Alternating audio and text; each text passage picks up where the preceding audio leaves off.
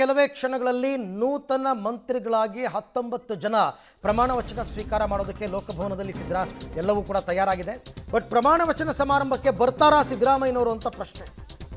ಸಚಿವರ ಪಟ್ಟಿ ಬಗ್ಗೆ ಅಸಮಾಧಾನಗೊಂಡಿದ್ದಾರೆ ಮಾಜಿ ಮುಖ್ಯಮಂತ್ರಿ ಸಿದ್ದರಾಮಯ್ಯ.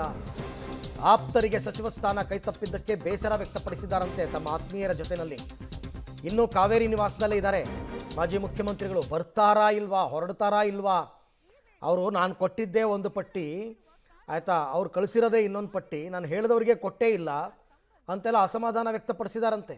ಅವರ ಸಂಪುಟದಲ್ಲಿ ಸಚಿವರಾಗಿದ್ದಂಥವ್ರಿಗೆ 14 ಜನಕ್ಕೆ ಕೈ ತಪ್ಪಿದೆ. ಹಾಗಾಗಿ ಅವರು ಅಸಮಾಧಾನಿತರಾಗಿದ್ದಾರೆ ಅಂತಕ್ಕಂಥ ಮಾಹಿತಿ. ಬಟ್ ಅವ್ರು ಹೊರಡ್ತಾರಾ ಇಲ್ವಾ, ಬರಬೇಕು. ಆ್ಯಕ್ಚುಲಿ ಮಾಜಿ ಮುಖ್ಯಮಂತ್ರಿಗಳು ಬರಲಿಲ್ಲ ಅಂದರೆ ಬೇರೆಯದೇ ಮೆಸೇಜ್ ಪಾಸ್ ಆದಂಗೆ ಆಗುತ್ತದು. ಈ ಬಗ್ಗೆ ಮತ್ತಷ್ಟು ಮಾಹಿತಿ ನನ್ನ ಕೊಲೀಗ್ ಮಸೂದ್ ಅವರಿಂದ ಪಡ್ಕೊಳ್ಳೋಣ. ಮಸೂದ್, ಬಹಳ ಕುತೂಹಲ ಇರತಕ್ಕಂಥದ್ದು, ಮಾಜಿ ಮುಖ್ಯಮಂತ್ರಿ ಸಿದ್ದರಾಮಯ್ಯನವರು ಇವತ್ತಿನ ಕಾರ್ಯಕ್ರಮಕ್ಕೆ ಬರ್ತಾರಾ ಇಲ್ವಾ?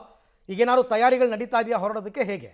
ಅರವಿಂದ್, ಸಿದ್ದರಾಮಯ್ಯನವರು ಬರೋ ನಿರೀಕ್ಷೆ ಇದೆ. ಯಾಕೆಂದರೆ ಅವರು ಪದತ್ಯಾಗ ಮಾಡಿದಾಗಿನಿಂದಲೂ ಕೂಡ ಮುಖ್ಯಮಂತ್ರಿ ಸ್ಥಾನದಿಂದ ಕೆಳಗಿಳಿದಾಗಿ ಈ ಕ್ಷಣದವರೆಗೂ ಕೂಡ ಯಾವುದೇ ಗೊಂದಲ ಮಾಡ್ಕೊಂಡಿಲ್ಲ. ಏನು ಹೈಕಮಾಂಡ್ ಜೊತೆನೂ ಕೂಡ ಯಾವುದೇ ತಕರಾರನ್ನು ಮಾಡ್ಕೊಂಡಿಲ್ಲ. ಹೈಕಮಾಂಡ್ ಏನು ಹೇಳಿದೆ ಅದನ್ನೇ ಕೂಲಾಗಿ ಕೇಳ್ಕೊಂಡು ಬಂದಿದ್ದಾರೆ, ಅದನ್ನು ಪಾಲಿಸ್ಕೊಂಡು ಕೂಡ ಬಂದಿದ್ದಾರೆ. ಇವತ್ತಿನ ಪದಗ್ರಹಣ ಕಾರ್ಯಕ್ರಮಕ್ಕೆ ಕೂಡ ಬರ್ತಾರೆ. ಬರದೇ ಇದ್ದರೆ ಅದು ಸಮಸ್ಯೆ ಆಗುತ್ತೆ. ಆದರೆ ಬರದೇ ಇರೋ ಸಾಧ್ಯತೆಗಳು ಬಹಳ ಕಡಿಮೆ ಇದ್ದಾವೆ. ಆ ಥರದ್ದೊಂದು ಗೊಂದಲಕ್ಕೆ, ಸಮಸ್ಯೆಗೆ ಅವರು ಪಕ್ಷವನ್ನು ದೂಡೋದಕ್ಕೆ ಹೋಗಲ್ಲ ಅಂತಲೂ ಕೂಡ ನಿರೀಕ್ಷೆ ಇರುವಂಥದ್ದು. ಇನ್ನು ಕೆಲವೇ ಹೊತ್ತಿನಲ್ಲಿ ಸಿದ್ದರಾಮಯ್ಯನವರು ಕೂಡ ಬರ್ತಾರೆ ಅಂತ ಹೇಳಲಾಗ್ತಿದೆ. ಈ ಸದ್ಯ ಅವರು ತಮ್ಮ ನಿವಾಸದಲ್ಲಿದ್ದಾರೆ. ಇನ್ನಿನ ಕೆಲವೇ ಹೊತ್ತಿನಲ್ಲಿ ಹೊರಡ್ತಾರೆ. ಇನ್ನೂ ಕೂಡ 3/4 ಗಂಟೆ ಇದೆ ಪದಗ್ರಹಣ ಕಾರ್ಯಕ್ರಮ ಆರಂಭ ಆಗೋದಕ್ಕೆ. ಇಲ್ಲೆಲ್ಲ ಸಿದ್ಧತೆಗಳನ್ನು ಕೂಡ ಮಾಡ್ಕೊಂಡಿದ್ದಾರೆ. ಯಾರೆಲ್ಲ ಬಂದಿದ್ದಾರೆ ಅವ್ರ ಜೊತೆ ಈಗಾಗಲೇ ಬಂದಿರುವಂತಹ ಮುಖ್ಯಮಂತ್ರಿಗಳು ಕೂಡ ನೂತನ ಸಚಿವರ ಜೊತೆ ಮಾತನಾಡ್ತಿದ್ದಾರೆ. ಅವ್ರಿಗೂ ಕೂಡ ಅಭಿನಂದನೆಯನ್ನು ಹೇಳ್ತಾ ಇದ್ದಾರೆ. ಇನ್ನು ಕೆಲವರು ಯಾರೆಲ್ಲ ಕೈ ತಿಪ್ಪಿದೆಯೋ ಸಚಿವ ಸ್ಥಾನ, ಅವರು ಕೂಡ ಕೆಲವರು ಒಳಗಡೆ ಬಂದಿದ್ದಾರೆ. ಕೋನರೆಡ್ಡಿ, ವಿ.ಕೆ. ಸಂಗಮೇಶ್ ಮತ್ತಿತರರು ಅವರು ಕೂಡ ಬಂದಿದ್ದಾರೆ.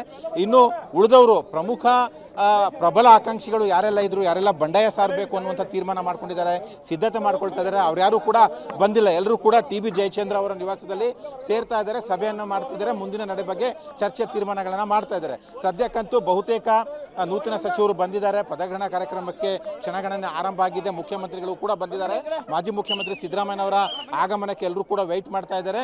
ಇನ್ನು 5 ಗಂಟೆಗೆ ಸರಿಯಾಗಿ ಪದಗ್ರಹಣ ಕಾರ್ಯಕ್ರಮ ಆರಂಭ ಆಗುತ್ತೆ. ಒಂದು ಕಡೆ ಗೊಂದಲ, ಸಮಸ್ಯೆ, ಬಂಡಾಯ, ಇನ್ನೊಂದು ಕಡೆ ಸಂಭ್ರಮ. ನೂತನ ಸಚಿವರು 19 ಜನ ಪದಗ್ರಹಣ ಸ್ವೀಕಾರ ಮಾಡೋದಕ್ಕೆ ತಯಾರಾಗ್ತಾ ಇರುವಂಥದ್ದು. ಈಗಾಗಲೇ ಪರಿಷ್ಕೃತ ಆಗಿರುವಂತಹ ಸಚಿವರ ಪಟ್ಟಿ ಈಗಾಗಲೇ ಲೋಕಭವನಕ್ಕೂ ಕೂಡ ಬಂದು ತಲುಪಿದೆ. ಎಲ್ಲ ಸಿದ್ಧತೆ ಕೂಡ ಮುಕ್ತಾಯ ಆಗಿದೆ. ಪದಗ್ರಹಣ ಕಾರ್ಯಕ್ರಮ ಆರಂಭ ಆಗೋದಷ್ಟೇ ಬಾಕಿ. ಇನ್ನು ಪದಗ್ರಹಣ ಕಾರ್ಯಕ್ರಮ ಆದ ನಂತರ ಅನೌಪಚಾರಿಕ ಸಚಿವ ಸಂಪುಟ ಸಭೆ ಮಾಡ್ತಾರೆ. ಎಲ್ಲ 32 ಜನ ಸಚಿವರು ಕೂಡ ಆ ಸಂದರ್ಭದಲ್ಲೂ ಕೂಡ ಭಾಗಿಯಾಗ್ತಾರೆ. ಇನ್ನು ಬಂಡಾಯ ಸಂಬಂಧಪಟ್ಟಂತೆ ನಾಳೆ ಮುಖ್ಯಮಂತ್ರಿ ಹಾಗೂ ಮಾಜಿ ಮುಖ್ಯಮಂತ್ರಿ ಸಿದ್ದರಾಮಯ್ಯ, ಮುಖ್ಯಮಂತ್ರಿ ಡಿ.ಕೆ. ಶಿವಕುಮಾರ್ ಅವರು ಇಬ್ಬರು ಕೂಡ ಚರ್ಚೆ ಮಾಡಿ ಅವ್ರ ಜೊತೆ ಮಾತನಾಡೋ ಸಾಧ್ಯತೆ ಇರುವಂಥದ್ದು. ಅರವಿಂದ್, ರೈಟ್.